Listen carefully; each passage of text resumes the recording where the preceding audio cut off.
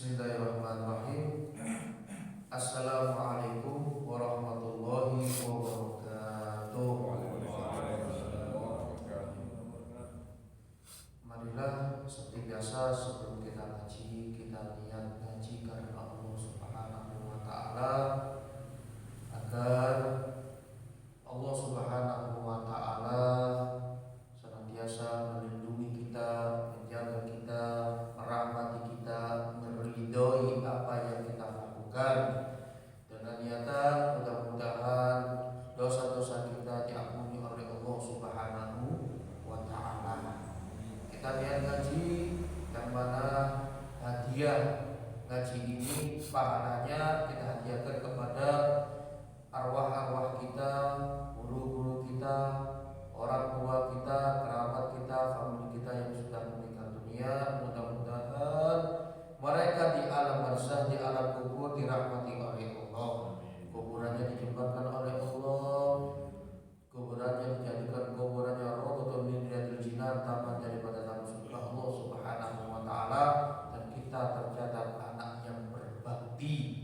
Dan mudah-mudahan dengan kita mengaji kali ini, mudah-mudahan Allah Subhanahu wa taala senantiasa mengabulkan seluruh hajat kita, hajat dunia, hajat akhirat, dan mudah-mudahan di penghujung akhir hidup kita Allah anugerahkan kita nanti yang meninggal semuanya dalam keadaan husnul khatimah.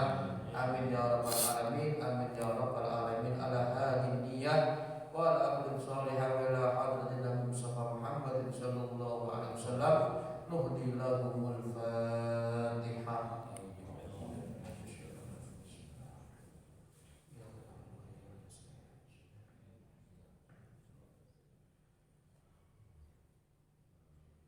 Hari kita niat ngaji diawali dari al-Fatihah lalu diikuti oleh materi sekalian. Bismillahirrahmanirrahim. Bismillahirrahmanirrahim. Nawaitu ta'alluma wa ta'lima wa tadakkura wa tadhkira wa naf'a wal intifa'a wal ifadata wal istifada wal hatta ala tamassuki bi kitabillahi wa sunnati rasulihi wa du'a ilal huda wa dalalata alal khairi ibtigha'a wajhillahi wa mardadihi wa qurbihi wa thawabihi.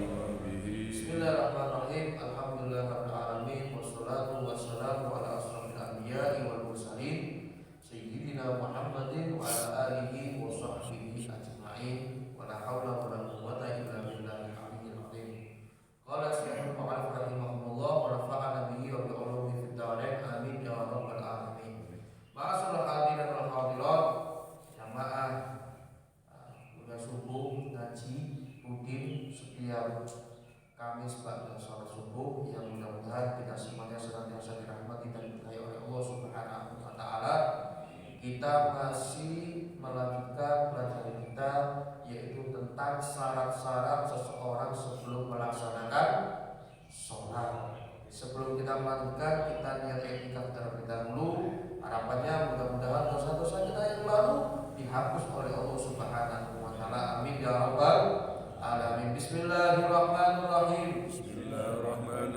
Nawaitul i'tikafa fi hadzal masjid aduntu fihi sunnatan lillahi ta'ala.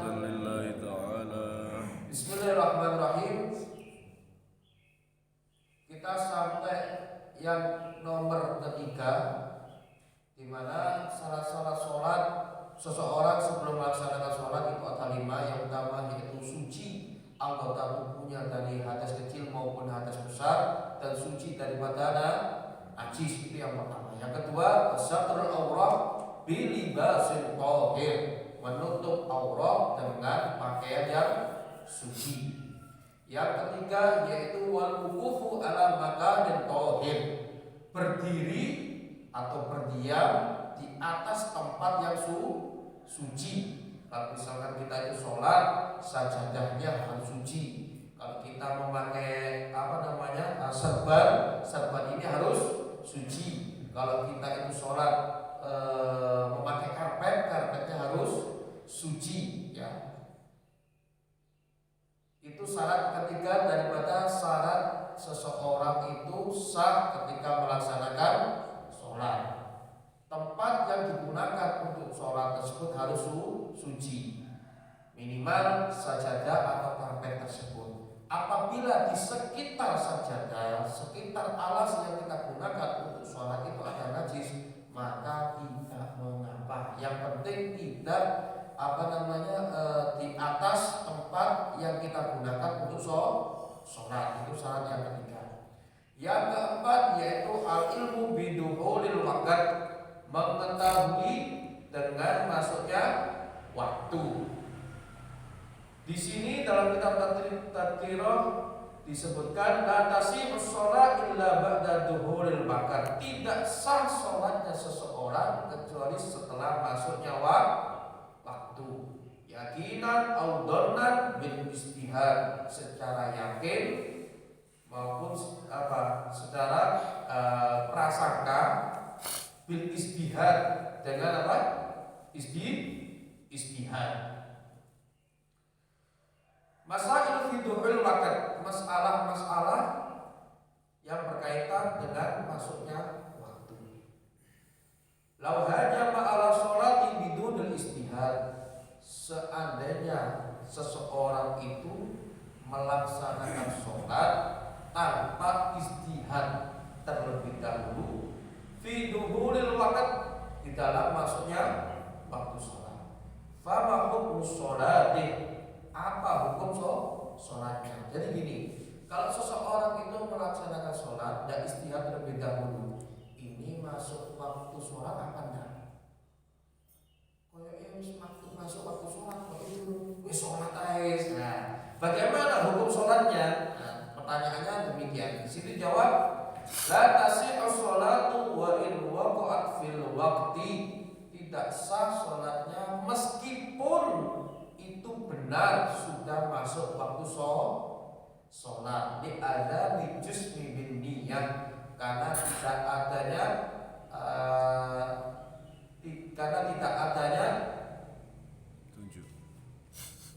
sangkaan waktu yang kuat di dalam masuknya waktu sholat. Jadi asal-asalan. Kalau orang itu asal-asalan, ini masuk waktu sholat apa enggak ya? Mungkin dia itu berada di dalam perjalanan, dia tidak memiliki handphone, tidak ada jam, dan tidak ada alat untuk mengetahui arah kiblat seperti kompas misalkan. Tidak tahu sudah ini masuk waktu zuhur apa enggak nih? Dia berada di perjalanan, mungkin dia berada di tol mungkin, atau berada di hutan, ya.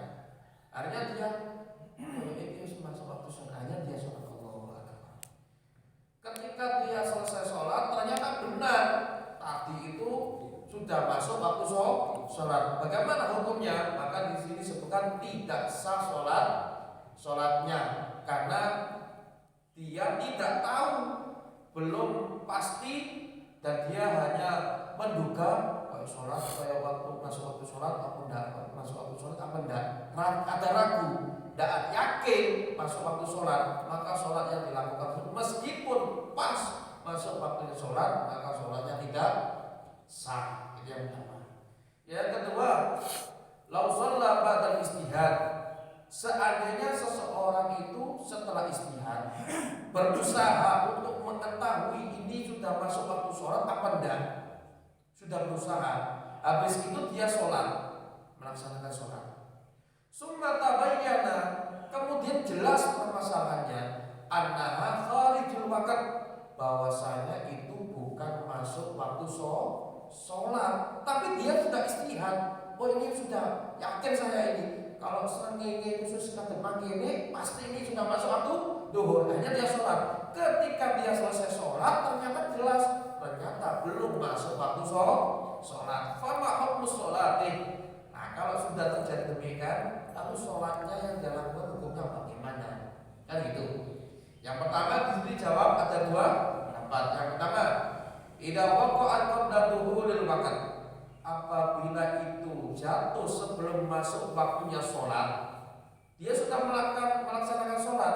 Setelah melaksanakan sholat, lalu jelas ternyata waktu dia melaksanakan sholat fardu tersebut ternyata belum masuk waktu sholat. Status sholat yang dia lakukan itu bagaimana? Di sini disebutkan apabila apabila dia itu jatuh sebelum masuk waktunya sholat, fatakunu qada'an in kanat alaihi fa'idah, maka sholat yang dia lakukan tersebut statusnya menjadi sholat qada secara otomatis. In kanat alaihi fa'idah, apabila dia dulu pernah meninggalkan sholat. Paham ini gitu? Wa illa, kalau dia tidak pernah meninggalkan sholat, bagaimana status yang dia lakukan sholat yang dia sangka wajib tersebut? Wa illa waqa'at nafilatan mutlaqatan, status sholat yang dia lakukan tersebut menjadi sholat sunnah. Sunnah apa? Sunnah mutlak. Paham ini gitu? Yang kedua, wa idza waqa'at ba'da khurujil waqt, apabila seseorang tersebut setelah sholat ternyata jelas bahwasanya dia itu sholat khurujil waqt, sudah keluar waktu sholat. Contoh misalkan sekarang ini duhur apa enggak ya, hanya dia cari informasi beristihad, entah itu dengan tangannya, entah itu dengan alat bagaimana. Habis itu dia yakin ini sudah masuk waktu duhur, ini sudah dia sholat, Allahu akbar, sholat. Setelah sholat, habis itu dia dapati mungkin ajam, dia dapati mungkin seseorang yang mana orang tersebut mengatakan bahwasanya sekarang itu sudah masuk waktu asar, sedangkan dia tadi melaksanakan sholat duhur, otomatis dia itu melakukan sholat keluar dari sholat duhur. Bagaimana statusnya? Fatakunu qada'an lidilka sholat, maka sholat duhur yang dia lakukan di waktu asar tersebut statusnya otomatis menjadi sholat qadha. Paham ini tentang syarat sahnya sholat, diantaranya itu masuknya waktu sholat. Mungkin ada yang ditanyakan, Bu? Itu tadi kan masih belum lengkap status sholat yang ternyata sebelum waktunya sholat. Apakah harus diganti atau harus sudah dianggap sah? Itu belum dijelaskan. Saya ulang ya. Seandainya seseorang itu ya melaksanakan sholat tanpa istihad terlebih dahulu, ya, ada orang sholat duhur contohnya, dia tidak istihad terlebih dahulu, tidak mencari informasi terlebih dahulu, langsung ini kok itu harus sholat habis, pokoknya biasanya duhur gitu, sholat Allahu akbar. Nah, status sholatnya bagaimana kan gitu? Ya, status sholat yang dia lakukan tersebut bagaimana? Ya, di sini jawab la tasih sholatuh. Sholat yang dia lakukan sebelum dia istihad terlebih dahulu, asal-asalan dia lakukan. Wa in waqa'at fi waqt, walaupun ketika dia sudah melaksanakan sholat ternyata benar sudah masuk waktu sholat, bagaimana statusnya? La tasih sholatuh, sholatnya tidak sah. Berarti harus diganti dengan sholat yang sebenarnya. Ya. Sudah ya. Kemudian lau sholat pada istihad, itu sholat yang asal-asalan tanpa istihad terlebih dahulu. Yang kedua, seandainya seseorang itu sholat setelah istihad, ya, setelah istihad, ternyata cuma tabayyana anna kharjul waqt, kemudian jelas ternyata sudah keluar waktu sholat atau sebelum masuk waktu sholat. Bagaimana status sholat yang dia lakukan? Di sini ada dua pendapat. Apabila dia itu melaksanakan sholat ternyata jelas sebelum masuk waktu sholat, padahal dia sholat sudah istihad, ternyata istihadnya luput, tidak pas, gitu loh. Sholat yang dia lakukan bagaimana? Kalau setelah sholat dia yang jelas ternyata sekarang belum masuk duhur kurang setengah jam ternyata, misalkan semacam itu. Bagaimana satu sholat yang dia lakukan? Maka sholat yang dia lakukan tersebut menjadi sholat qadha apabila dulu dia pernah meninggalkan sholat. Itu yang pertama. Kalau dia tidak mempunyai hutang sholat, tidak pernah meninggalkan sholat, maka sholat yang dia lakukan tersebut statusnya menjadi sholat sunnah mutlak. Berarti dia harus sholat lagi dengan niat yang benar. Ya. Itu statusnya. Nah, ya. Kalau yang pada saat asar tadi, karena ternyata sudah lewat masuk asar, berarti dia kan nggak jadi sholat tadi. Nah, ini yang kedua, apabila dia itu sudah melaksanakan sholat, ternyata sudah keluar masuk waktu sholat duhur, sudah berada di sholat asar, sedangkan dia tadi itu sholat duhur, dia sangka sudah istirahat masuk duhur, ternyata jelas setelah sholat duhur, Assalamualaikum, ternyata dia dapati dia sudah berada di waktu kedua yaitu sholat asar, sedangkan dia baru saja melaksanakan sholat duhur. Bagaimana satu sholat duhur yang dia lakukan? Fatakunu qadha adil sholat, maka sholat yang dilakukan tadi tersebut menjadi sholat qadha, jatuh menjadi sholat qadha. Tidak usah sholat lagi, langsung sholat asar. Nah, berarti sholat duhurnya dia kan kosong jadinya. Apanya? Sholat duhurnya akan jadi kosong. Kan dari qadha itu tadi. Qadha itu kan mengganti yang lalu. Tapi pada saat duhurnya siang ini tadi, ya, dia kan belum sholat berarti statusnya. Nah, kan ini sholatnya di istihad, sholatnya dengan istihad. Jadi cari informasi terlebih dahulu. Ini betul-betul sudah masuk waktu sholat apa belum? Habis itu tidak dapat informasi, cari-cari hanya sudah ini yakin ini sudah masuk waktu sholat sudah. Akhirnya dia sholat, melaksanakan sholat sudah. Setelah melaksanakan sholat, kan dia yakin ini masuk waktu duhur ini. Saya yakin sudah istihad sudah masuk waktu duhur. Habis itu setelah sholat duhur ternyata ada yang ngabari sekarang itu sudah masuk asar. Sekarang itu sudah jam 3, nanti asarnya setengah 3. Bukan sekarang itu bukan masuk duhur, sudah asar. Terus bagaimana sholat yang saya lakukan tadi? Sedangkan saya niatnya sholat duhur. Sholat yang saya lakukan tadi tersebut statusnya menjadi sholat qadha. Tidak usah qadha. Jadi aku nggak salah. Sudah cukup jadi sholat qadha itu saja. Jadi tinggal melaksanakan sholat yang kedua yaitu sholat asar. Wonten malih? Sampun? Baik, saya lanjutkan yang kelima, yang terakhir daripada syarat-syarat seseorang sah sebelum melaksanakan sholat yaitu istiqbal kiblah, menghadap kiblat. Di sini disebutkan yajibu istiqbalu al-kiblah inda Syafi'iyah, wajib menghadap kiblat menurut pendapat Imam Syafi'i.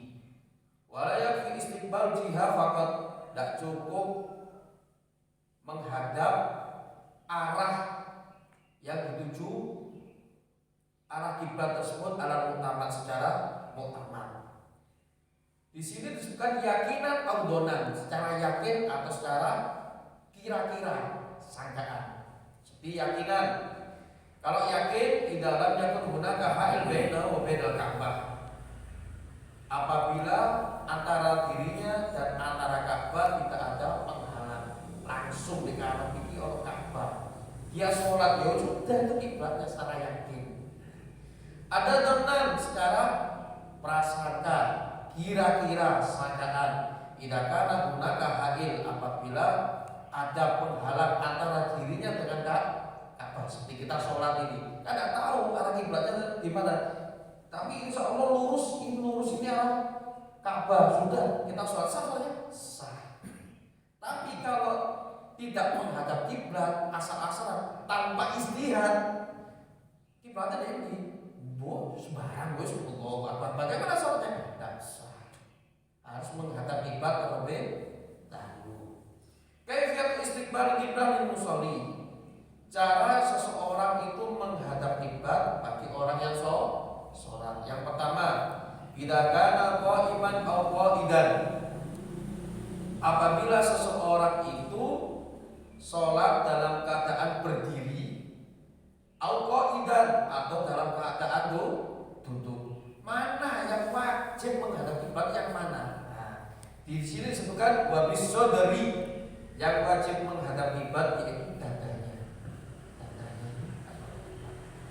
Jadi ketika seseorang sholat Allahu Akbar, maka kepalanya itu tidak menghadap kiblat. Entah itu bawah, entah itu liku, entah itu miring, ya, sah sholatnya. Yang penting dada ini harus menghadap kiblat sampai selesai dia itu melaksanakan sholat. Tidak kana muttaji'an, apabila dia itu sholat dalam keadaan muttaji'an. Apa muttaji'an? Tidur miring, ya, mungkin dia itu sakit, ya, berada di rumah sakit. Mudah-mudahan kita senantiasa diberikan sehat, ya, jauh dari penyakit. Amin ya rabbal alamin. Kalau seseorang itu sholat dalam keadaan muttaji'an, tidur miring, bagaimana? Wabil wajhi wasodri, yang wajib menghadap kiblat itu wajah sama dadanya. Yang ketiga, tidak kana mustalqiyan, kalau dia itu dalam keadaan tidur terlentang, melumah, bahasa Jawa itu melumah. Fabi ahmasai qadame wa wajhihi, yang wajib menghadap kiblat yaitu dua telapak kakinya, ini, ya, wal wajhi, dan wajahnya. Kan tidurnya gini, bagaimana? Nah, ini dikasih bantal kepalanya biar menghadap kiblat. Paham ini, ya?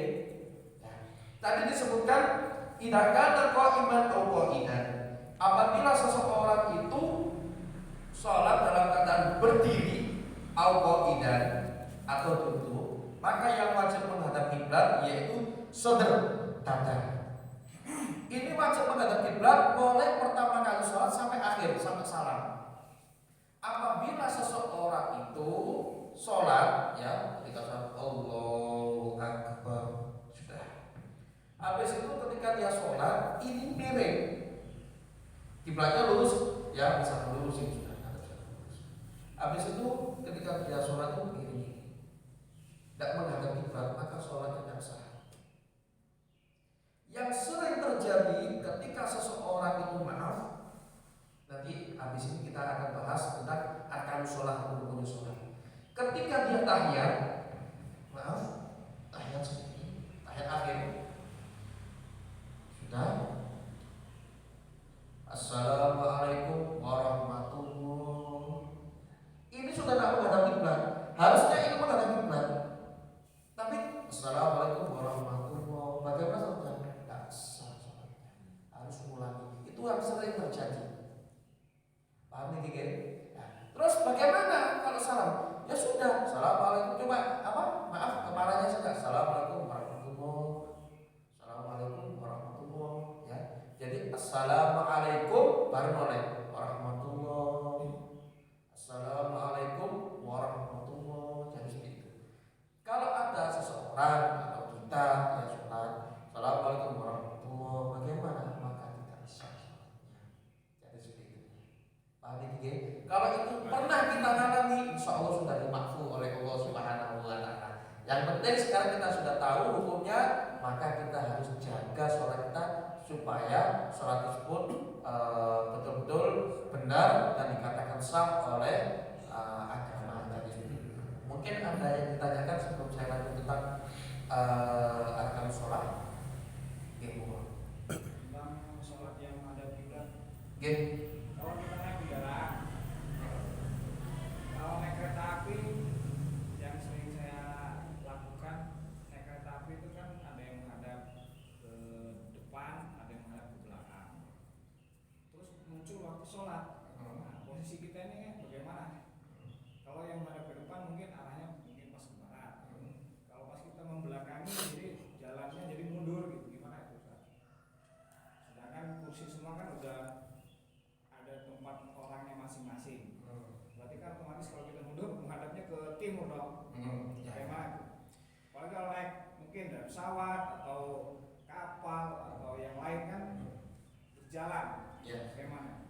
Kalau dia itu melaksanakannya sholat fardu, maka dia wajib menghadap kiblat. Lalu bagaimana sholatnya seseorang yang dalam keadaan perjalanan, contoh naik kereta api. Sedangkan sholat fardu wajib menghadap kiblat. Lalu bagaimana sholatnya? Ya sudah sholat. Sholat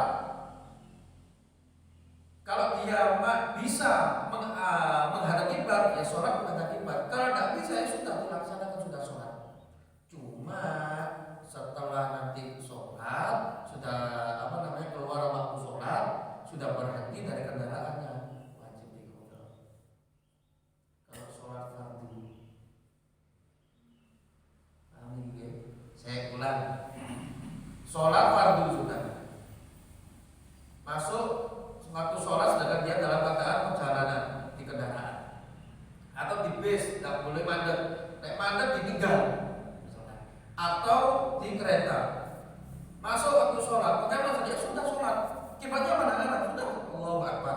Kiblatnya di tapi aku pada mulai Allah. Ya sudah sholat apa apa. Allahu Akbar. Sholatnya sah. Tapi nanti wajib qodha. Karena syaratnya sholat itu menghadap kiblat. Loh, kalau sholat saya itu wajib qodha, ulangi sholat, mending gak usah sholat. Nah, itu tambahan dosa. Paham ini ya? Kadang orang tuh bodoh-bodoh kasus sembahyang wae, kan gitu. Ini yang keliru. Paham ya? Jadi sholat ya sudah sebisanya sudah. Kalau bisa menghadap kiblat, enggak usah apa? Enggak usah mengqodha. Misalkan dia sholat di atas perahu, di atas kapal, kan bayang-bayang dia. Kalau sekiranya dia bisa menghadap kiblat, ya sudah, tidak wajib qodha. Kalau tidak menghadap kiblat, maka wajib mengqodha. Dan seseorang yang ketika melakukan sholat tidak menghadap kiblat tersebut gugur dari kewajiban, maksudnya dari kewajiban itu yaitu dia melaksanakan sholat tersebut tidak berdosa karena sudah melaksanakan kewajiban, meskipun dia nantinya itu ketika sudah berhenti dari kendaraannya wajib mengqodha.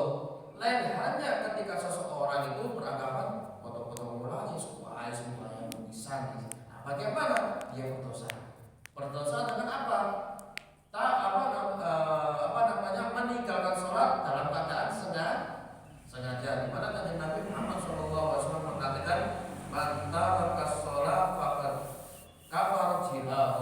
Siapa orang yang meninggalkan sholat secara terang-terangan sengaja, maka dia telah kafir. Maksud kafir di sini adalah sungguh dia telah melaksanakan dosa besar. Supaya terhindar dari dosa besar tersebut, ya sholat. Habis itu selesai daripada perjalanan, baru diqodha. Kalau dia itu perjalanannya itu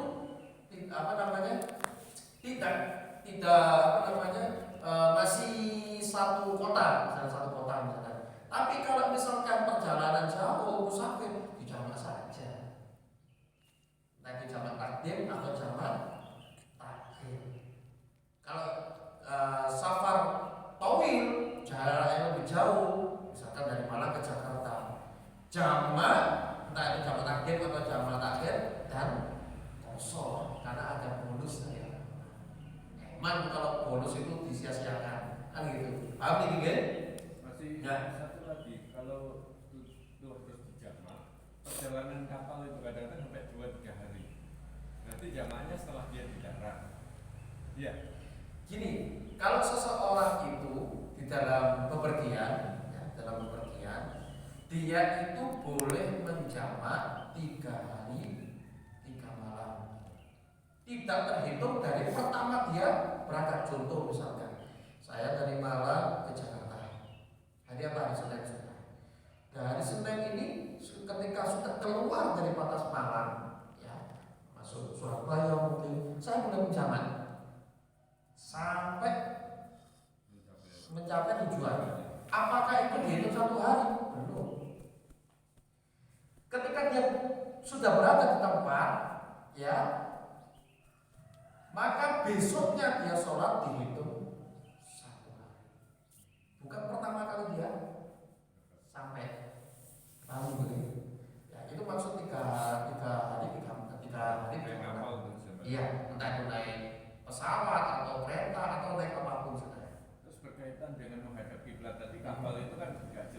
ngadepnya kemana selama 3 hari, terus kodok, wajib kodok juga. Iya, wajib kodok. Ketika seseorang sampai pada tujuan, sedangkan dia kan dalam keadaan musafir, boleh menjamak, boleh mengkosor. Ketika sampai pada tujuan, status sholatnya bagaimana? Jadi kodok. Apakah boleh saya ini sudah sampai tujuan, tak jamak, tak kosor? Boleh, pokoknya statusnya masih musafir. Tapi kalau sudah kembali ke tempat asal, sedangkan dia tidak melaksanakan sholat, padahal dia sudah niat jamak, dia niat kosor. Ketika sudah sampai di kotanya, misalkan malam, apakah dia itu mengkodok sholatnya itu boleh menjamak sama kosor? Nggak boleh, karena dia bukan musafir. Artinya menjamaknya selama 3 hari sholat itu dijamak kodok terus. Iya. Misalkan 3 kali 5, 15. Iya. 15 kali sholat. Iya, dari situ. Ketika dia melaksanakan sholat, meskipun dia wajib kodok, seandainya dia meninggal dunia, maka dia tidak terkena dosa bebas.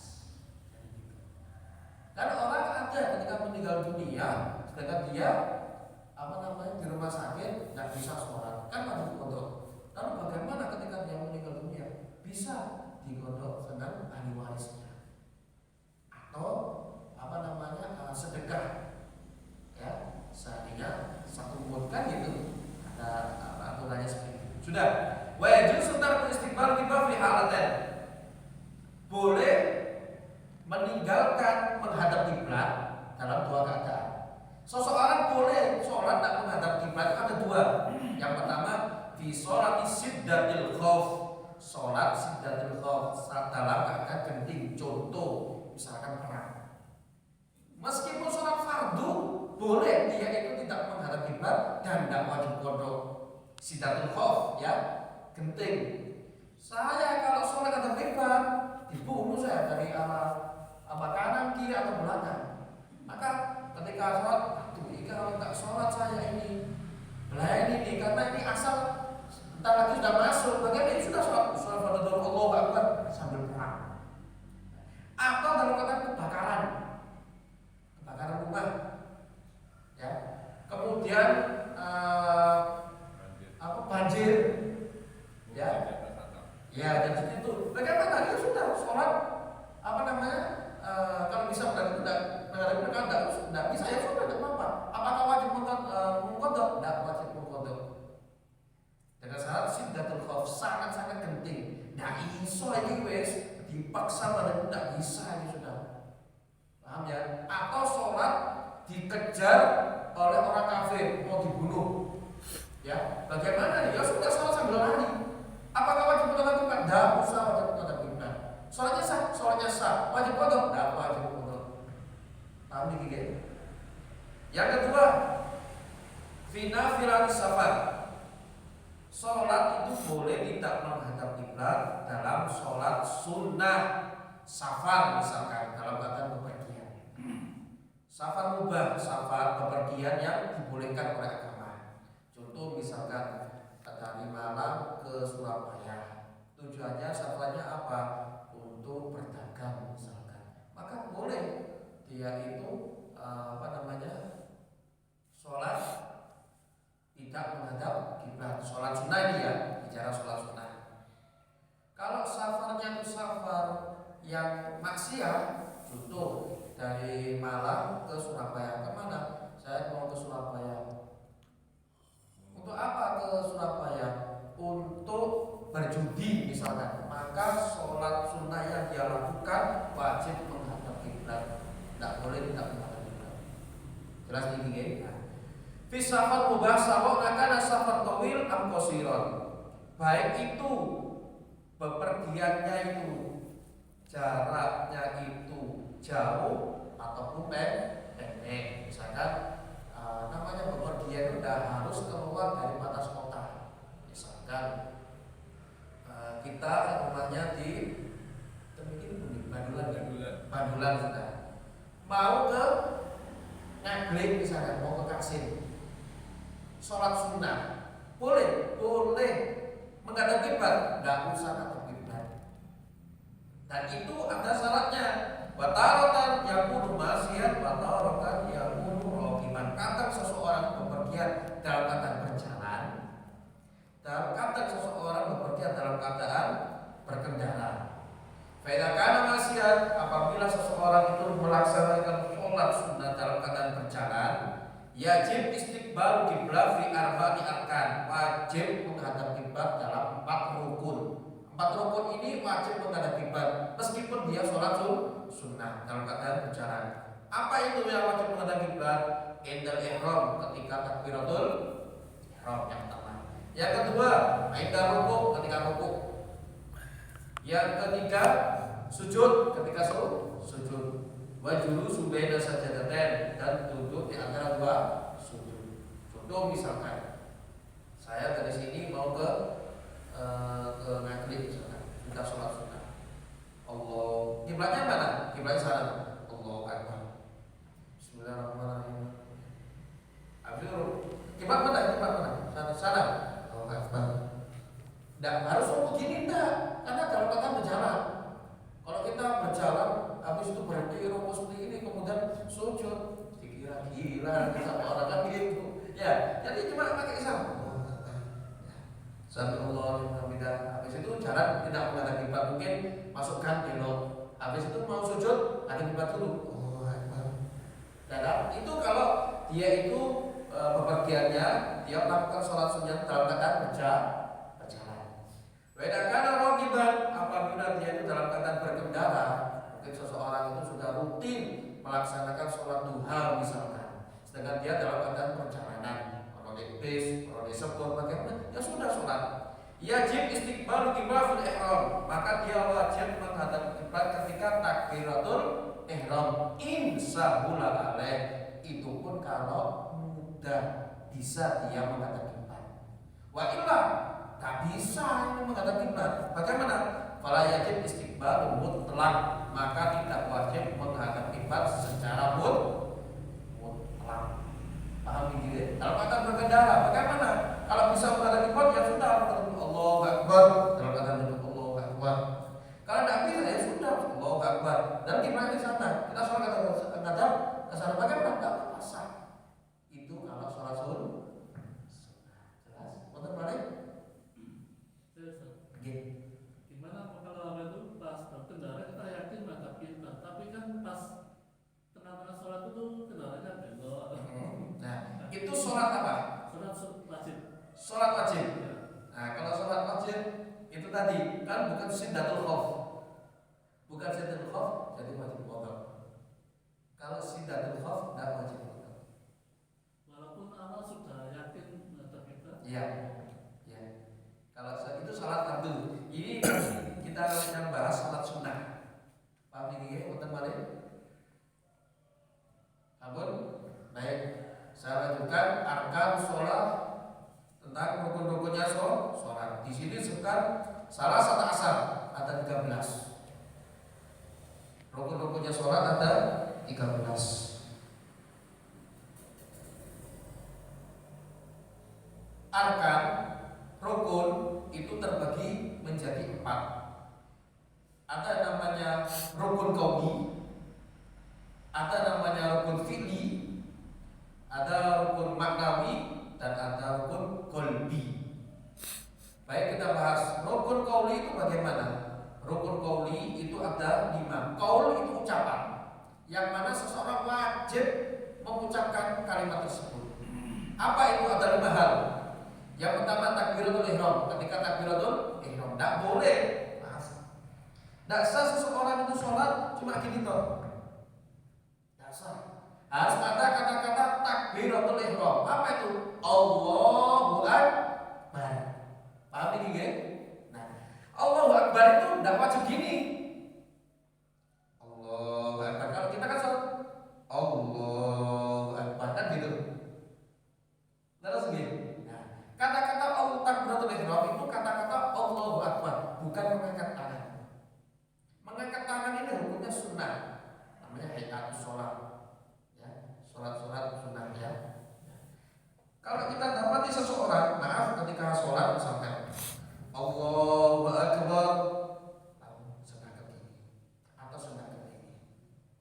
Sah sholatnya? Sah. Paham ini nggih? Atau Allahu Akbar takbir aja ini breng-breng. Sah sholatnya? Sah sholatnya, ya. Kata-kata takbiratul ihram itu ucapan Allahu Akbar, bukan begini. Ya. Kalau kita sholat kan Allah tangannya gini. Allahu Akbar kan gitu. Itu memang sholat yang benar, ya. Sholat sesuai sunnah yang diajarkan oleh Kanjeng Nabi Muhammad Sallallahu Alaihi Wasallam. Tapi perlu kita ketahui itu hukumnya sunnah. Yang wajib itu ucapan. Bisa ini mengucapkan Allahu Akbar. Itu kata-kata takbiratul ihram. Yang kedua, rukun qauli yang kedua yaitu Fatihah, membaca surat Fatihah. Yang ketiga tasahudul akhir. Tasahud napa? Tasahud akhir. At-tahiyatul. Nggih.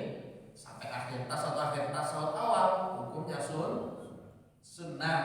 Kalau dia meninggalkan sebelum salam disunahkan untuk sujud sahwi. Nggih. Maka seseorang ketika meninggalkan sholat tasawuf awal tidak apa-apa, sah sholatnya. Kalau dia misalkan, maaf, saya contohkan gitu. Ketika dia habis habis sujud, Allahu Akbar, sujud begini misalkan sujud Allahu Akbar. Habis itu dia itu rakaat kedua harusnya apa tahiyat awal. Dia berdiri, Allah untuk tahiyat awal.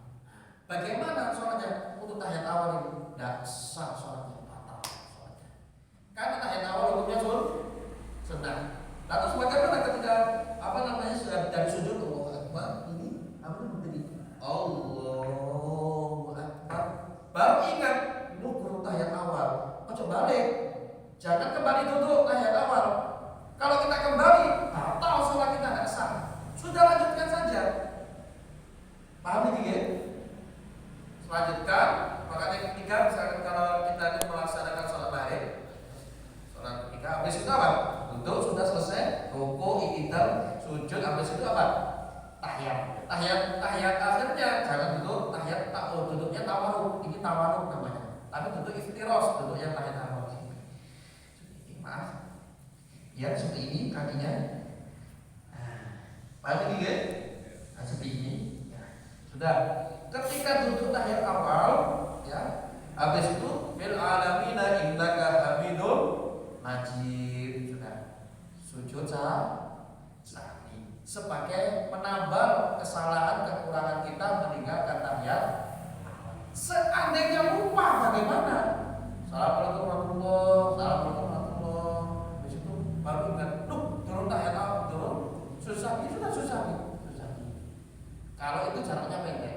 Tapi kalau jaraknya lama, misalkan Assalamualaikum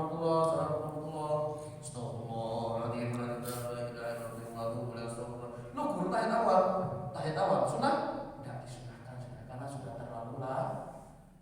Paham nih kan? Itu tentang tasawuf akhir. Yang keempat, as-shalatu ala Nabi sallallahu alaihi wasallam fihi, mengucapkan sholawat dan salam kepada Kanjeng Nabi Muhammad sallallahu alaihi wasallam di dalam tasawuf akhir. Allahumma sholli ala sayyidina Muhammad wa ala ali sayyidina Muhammad. Kalau seseorang itu melaksanakan tahiyat awal meninggalkan sholawat bagaimana? Tidak apa-apa karena hukumnya itu tetap sunnah. Yang kelima, yang terakhir, yang wajib diucapkan yaitu salam. Salam. Maka tidak sah seseorang itu sholat, maaf. Yang banyak kita terjadi ketika sholat Allahu Akbar menentok, nggak baca Fatihah wala apa, habis itu rukuk Allahu Akbar. Allah kayak di utang di kerutan dia. Bagaimana satu sholatnya? Nggak sah sholatnya.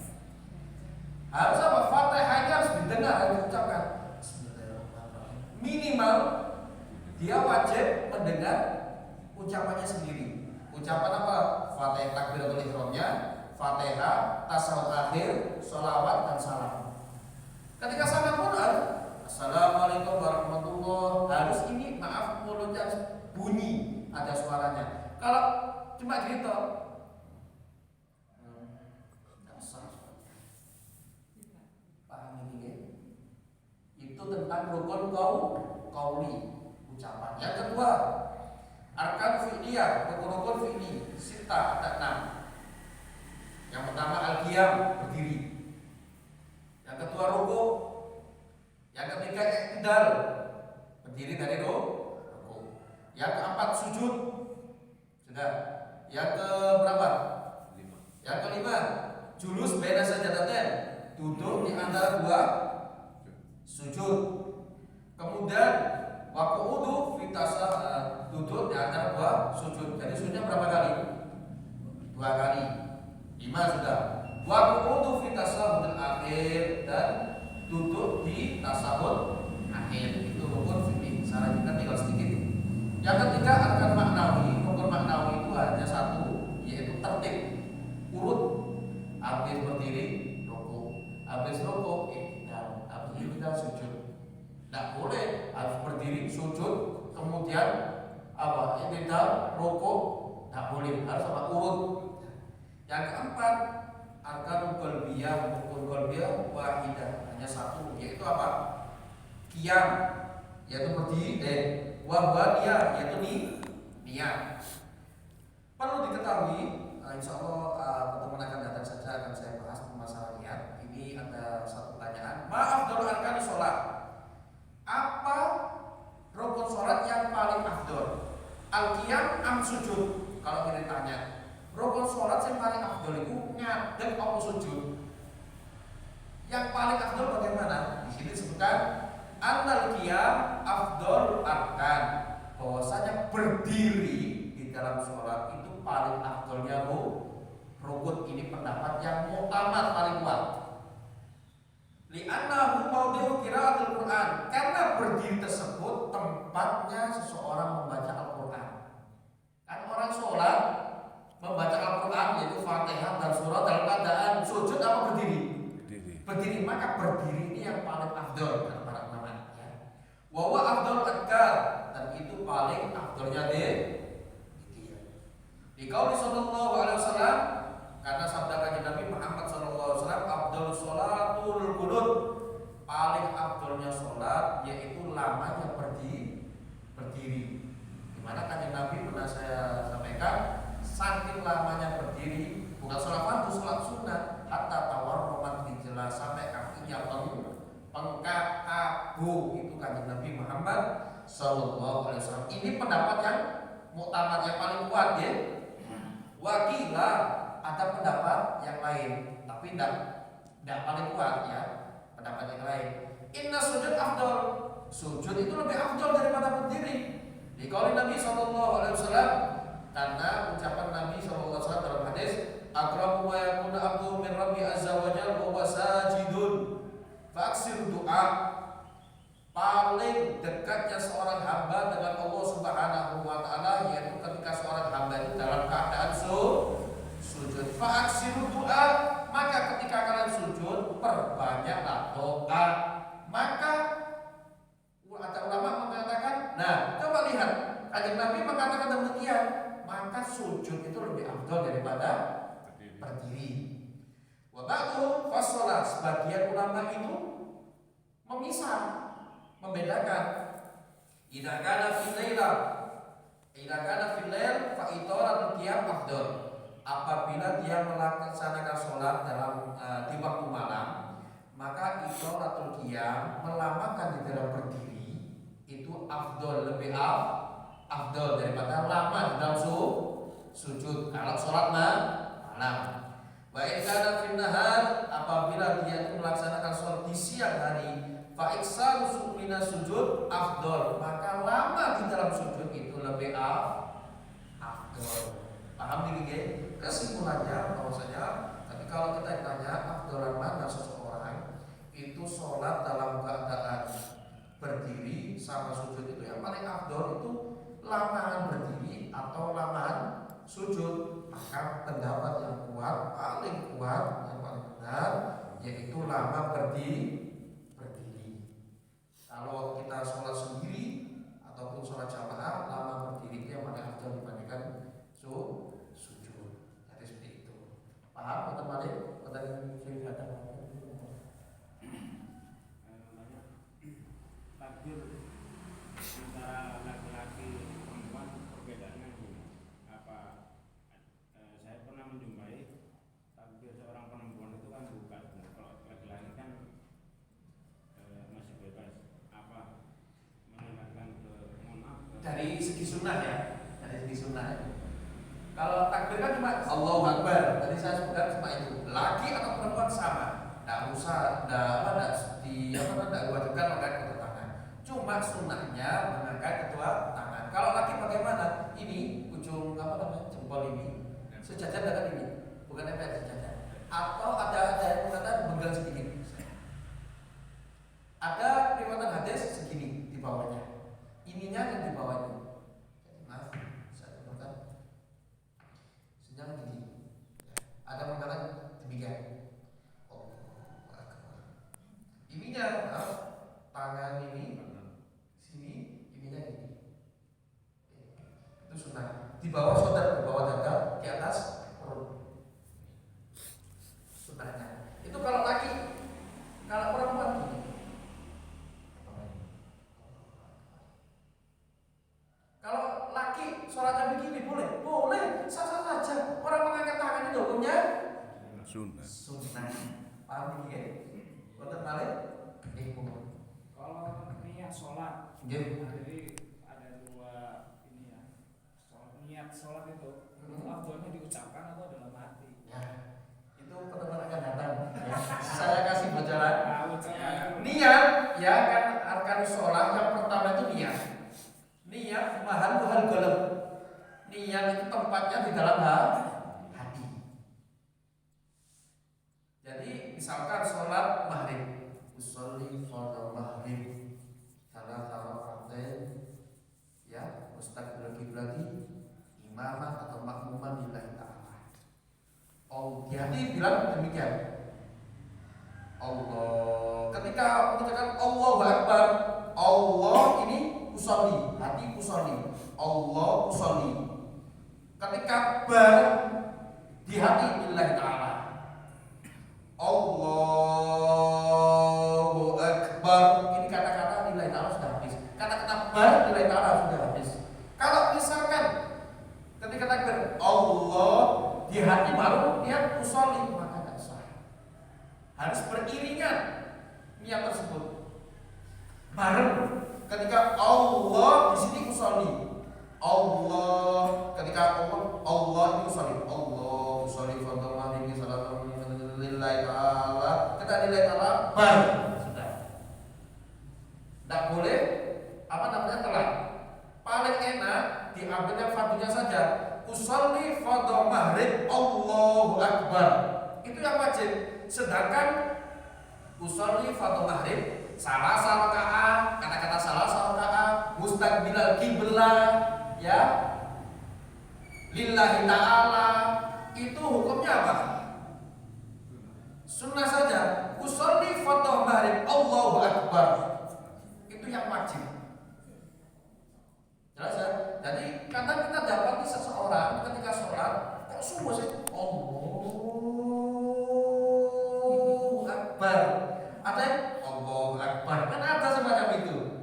Paham nih? Nah, itu mungkin menyesuaikan hatinya.